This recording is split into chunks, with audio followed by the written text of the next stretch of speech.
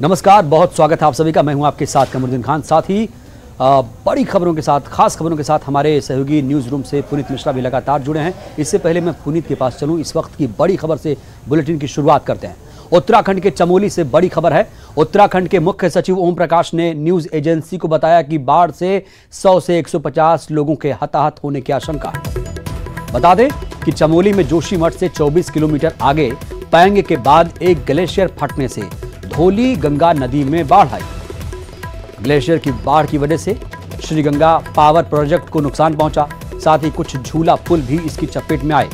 इसके अलावा एनटीपीसी निर्माणाधीन तपोवन विष्णुगाढ़ जल विद्युत परियोजना के डैम बराज साइट को भी नुकसान होने की सूचना मिल रही है। प्रशासन ने अलकनंदा नदी और धौली गंगा नदी के किनारे रहने वाले लोगों को अलर्ट कर दिया है। वहां से हटने के लिए लगातार कहा जा रहा है। वहीं ग्लेशियर के टूटने की सूचना मिलने के बाद सीएम भी चमोली रवाना हो गए हैं। सीएम हेलीकॉप्टर से हवाई निरीक्षण करेंगे।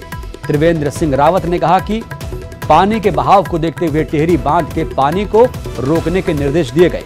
वहीं श्रीनगर बांध से पानी छोड़ने के निर्देश दिए गए ताकि बांध में पानी के लिए जगह बनाई जा सके। आज सुबह 11 बजे उत्तराखंड में जोशीमठ के आसपास एक बहुत बड़ी दुर्घटना हुई है। ग्लेशियर टूटने के कारण, पहाड़ नदी में गिरने के कारण पानी का बहाव बहुत बड़ा है। पहले रूसी गंगा और बाद में अलकनंदा, वहां पर जलस्तर बढ़ने की शुरुआत हुई है। कुछ लोगों की हताहत होने की भी प्राथमिक सूचना हमें मिली है। एनडीआरएफ की 3 टीमें वहां पहुंच गई है। बाकी की टीमें दिल्ली से फ्लाई कर उत्तराखंड की ओर जाने के लिए तैयार हैं। कुछ ही समय में वो पहुंचेंगे। आईटीबीपी के जवान भी वहां पर पहुंच गए हैं।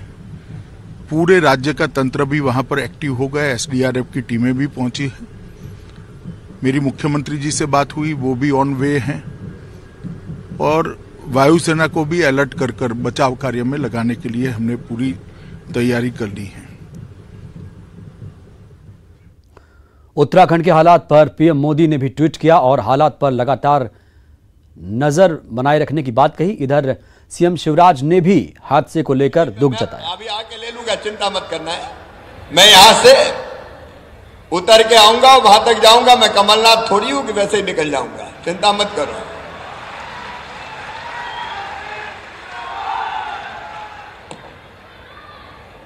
मध्य प्रदेश के सपूत, भारत के कृषि मंत्री, और सचमुच में जिस सक्षमता के साथ वो कृषि मंत्रालय चला रहे हैं, हमें गर्व होता है। आदरणीय श्रीमान नरेंद्र सिंह तोमर जी, उनका ताली बजा के स्वागत कीजिए, अभिनंदन कीजिए।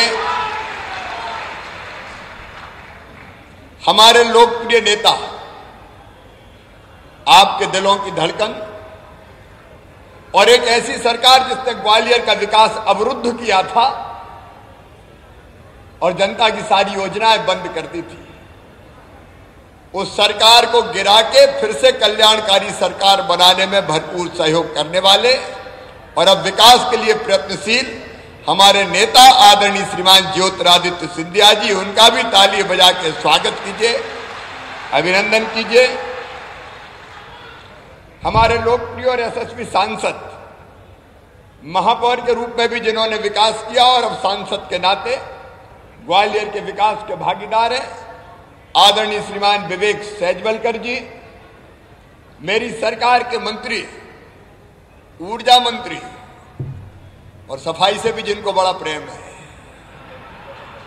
आदरणीय श्रीमान प्रद्युम्न सिंह तोमर जी, हमारे हार्टिकल्चर मंत्री, आपके जिले के ही बहुत सक्षमता से काम करने वाले भाई भारत सिंह कुशवाहा जी, मेरे मंत्री साथी भाई ओपीएस भदौरिया जी, हमारे पार्टी के उपाध्यक्ष भाई मुकेश चौधरी जी, जिलाध्यक्ष कमल जी, भाई कौशल शर्मा जी, पूर्व मंत्री हमारी बहन श्रीमती माया सिंह जी, आदरणीय अनूप मिश्रा जी, भाई रणवीर रावत जी, नारायण सिंह कुशवाहा जी, मुन्नालाल गोयल जी, मंच पर विराजमान हमारे सभी वरिष्ठ नेता साथी पदाधिकारीगण, मेरी बहनों भाइयों भांजे भांजियों, एक बार जोर से बोलो भारत माता की। बैठ जाए सब अपनी अपनी जगह। फिर बोलिए एक बार भारत माता की। मेरे बहनों और भाइयों, आज का दिन ग्वालियर के इतिहास का एक स्वर्णिम दिन है। आवाज बंद कर दीजिए। जब पवित्र काम होता है तो थोड़े बहुत विघ्न बाधाएं आते ही हैं, इनकी चिंता नहीं करनी चाहिए। जो भैया के साथ एक बार फिर जोर से बोलो भारत माता की। और अब बैठ जाएं सब अपनी अपनी जगह। आज मुझे गर्व है यह कहते हुए कि एक वो सरकार आई थी जिसने 1.25 साल में ग्वालियर के विकास को तबाह कर दिया था, बर्बाद कर दिया था। और आज मैं पूछना चाहता हूं मेरे बहनों और भाइयों, 1.25 साल कांग्रेस की सरकार रही, बताओ ग्वालियर के विकास के लिए कोई काम किया था? अरे जोर से बताओ, कोई काम किया था क्या? 1 मिनट नहीं था मुख्यमंत्री के पास ग्वालियर के लिए, ग्वालियर की जनता के लिए। और केवल इन्हीं की बात नहीं कर रहा, इसके पहले भी जो थे जिनको बंटा ढार कहते हैं, 10 साल रहे, उनने भी ग्वालियर का विकास नहीं किया। आज मुझे गर्व है ग्वालियर वासियों कि पहले भी जब भारतीय जनता पार्टी की सरकार थी, हमने ग्वालियर के विकास में कोई कसर नहीं छोड़ी। और आज 1.25 साल कमलनाथ जी आपने ग्वालियर के विकास को ठप करके रखा था। हम ब्याज के साथ ग्वालियर के विकास की भरपाई करने आए हैं। इनको विकास से लेना देना नहीं था। 5 मिनट ग्वालियर के लिए कभी निकाले नहीं।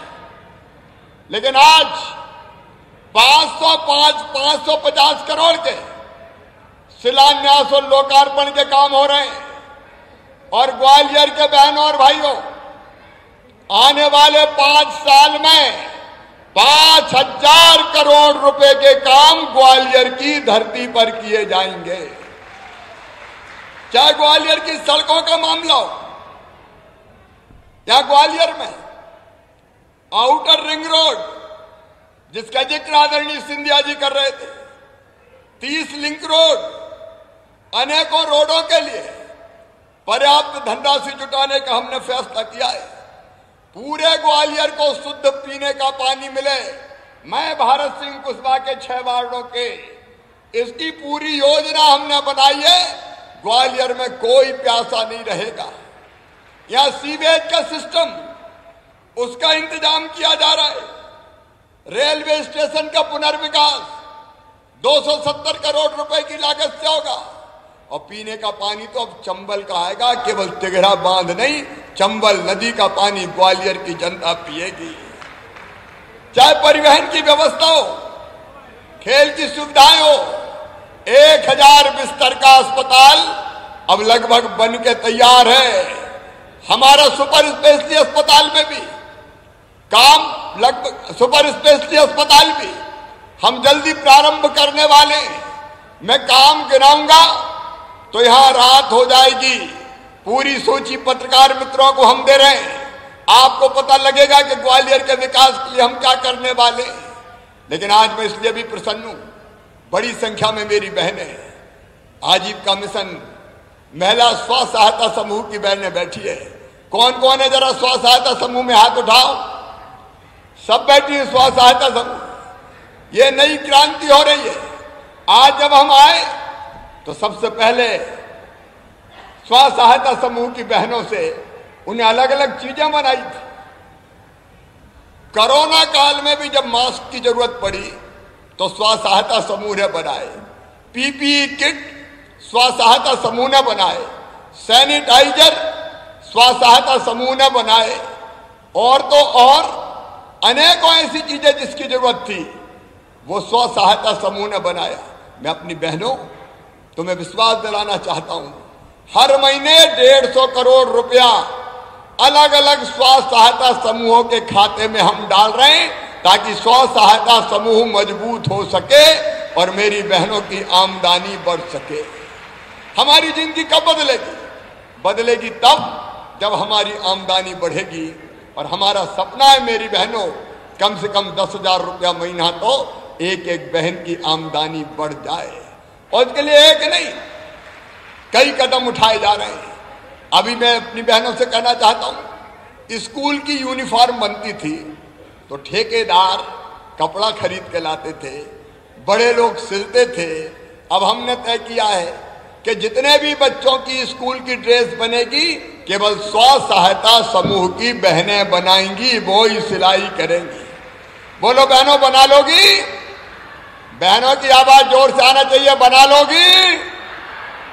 अब ड्रेस वो सिएंगी, कपड़ा वो खरीदेंगी, और तो और रेडी टू ईट जो राशन जाता है तैयार, बड़े बड़े ठेकेदार बना रहे थे। 800 करोड़ रुपया का हर साल बनता है। दिल ने कहा कि शिवराज, अगर ये राशन स्व सहायता समूह की बहनें बनाने लगे तो इसका जितना मुनाफा बड़े ठेकेदारों के खाते में जाता है वो धीरे धीरे स्व सहायता समूह की बहनों के खाते में जाएगा, उनको इसका लाभ मिलेगा। और जब हमने क्रांतिकारी फैसला किया, ये रेडी टू ईट राशन ये कोई ठेकेदार नहीं बनाएगा, ये स्व सहायता समूह की मेरी बहनें बनाएंगी, महासंघ इनका बनाएगा। बोलो, बना लोगी? अरे जोर से बताओ, बना लोगी? एक नहीं, अनेकों काम। आप जो चीजें बना रही बहन, उसकी मार्केटिंग करने का काम, उसकी ब्रांडिंग करने का काम, अलग अलग चीजें जो आप बनाओगी उसको बाजार में बिकवाने, अभी बैठ जाओ भैया के लूंगा, उसको बाजार में बिकवाने का काम, ठीक दाम मिले इसका इंतजाम। और इस बार हमने ये तय किया है कि जो लोन मिलेगा स्व सहायता समूह का, उस पर 12-15% ब्याज देना पड़ता था, अब केवल 4% ब्याज लगेगा, बाकी ब्याज भैया भरवाएगा। चिंता मत करना, ताकि तुम्हें ब्याज में भी छूट मिल जाए। देखिए, ये सरकार भारतीय जनता पार्टी की, ये सरकार समाज के हर वर्ग की है, लेकिन पहला हक है गरीबों का। और कांग्रेस ने सबसे बड़ा पाप अगर किया था, गरीबों का हक छीना था, अधिकार छीना था। अभी प्रद्युम्न तोमर आपको बता रहे थे, कई गरीब ऐसे थे जिनको राशन नहीं मिलता था। अरे गरीब को क्या चाहिए? रोटी, कपड़ा, मकान, पढ़ाई लिखाई, दवाई और रोजगार का इंतजाम। रोटी मिले इसलिए 1 रुपया किलो गेहूं, चावल और नमक देने का फैसला किया। कई नाम जुड़े ही नहीं थे। हमने तय किया कि जितने नाम रह गए, छूट गए, वो सब भी जुड़वाए जाएंगे। कितने नाम जुड़े हैं? कलेक्टर हैं क्या यहाँ? नए नाम कितने जुड़े हुए हैं अभी? पात्रता पर्ची गरीबों की 24,000, 34,000। ये मंच बैठा हुआ, नेतृत्व बैठा हुआ मेरा, जितने और रह गए हों एक एक का नाम जुड़वा देना। यह भारतीय जनता पार्टी की सरकार है, कोई गरीब बिना राशन के नहीं रहेगा, सबको 1 रुपया किलो गेहूं खिलाया जाएगा। बोलो, सबको मिलना चाहिए कि नहीं? और एक बात और, पहले राशन माफिया ही राशन खा जाते थे। हमने तय किया है कि अगर कोई गरीबों का राशन खाए तो केवल FIR नहीं करना, हथकड़ी लगाना है, जेल भेजना है, ट्रक व्रक सब राजसात कर लो। इंदौर में पकड़े गए तो हमने उनके मकान ही मकान तोड़वा डाले, सब फिकवा डाले। कोई भी राशन माफिया, अपने यहाँ ग्वालियर में भी कार्रवाई की कि नहीं की? क्या 2 जेल में? ये सावधान हो जाएं गड़बड़ करने वाले, इनको किसी भी कीमत पे नहीं छोड़ा जाएगा। गरीब का राशन गरीबों के पास जाएगा। और दूसरी बात, आदरणीय नरेंद्र सिंह जी बैठे, मैं प्रधानमंत्री नरेंद्र मोदी जी का अभिनंदन करता हूं, उनको प्रणाम करता हूं। वो भारत के लिए, गरीबों के लिए भगवान का वरदान है।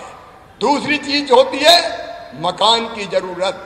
आज मेरे बहनों और भाइयों, तोमर जी बैठे हैं, ज्योतिरादित्य जी बैठे हैं, हमारा संकल्प है मध्य प्रदेश की धरती पर हम पाखंड करने सत्ता में नहीं आए। आने वाले 4 साल में कोई गरीब ऐसा नहीं होगा जो कच्चे मकान में रहे। सबके पक्के मकान गांव में और शहर में बनवा दिए जाएंगे। बनना चाहिए कि नहीं बनना चाहिए बताओ। और इसलिए ग्वालियर में भी पक्के मकानों का निर्माण हो रहा है। माननीय प्रधानमंत्री जी की योजना के अंतर्गत राज्य सरकार भी अपना पैसा मिला रही है। और इधर तो घर के परसैया है, नरेंद्र सिंह तोमर जी ग्रामीण विकास मंत्री भी हैं। आप मकान देते जाओ, हम पैसा मिलाते जाएंगे। आपकी तरफ से आएगा केंद्र का, राज्य का अंश हम देंगे और हर गरीब बहनों का मकान बना के देंगे। 4 साल लगेंगे, धीरे धीरे सबको मकान मिल जाएंगे। ये जरूरत है गरीब की, काहे के लिए सरकार होती है। और तीसरी चीज, इलाज की और दवाई की व्यवस्था। अभी सिंधिया जी कह रहे थे, हम लोग उतरे एयरपोर्ट पे, रसोई की व्यवस्था भी हुई, दीनदयाल रसोई की, लेकिन उसके साथ साथ बच्चों को इंदौर भी इलाज के लिए भेजा। सुनो मेरे बहनों और भाइयों, योजना है प्रधानमंत्री जी की आयुष्मान भारत योजना।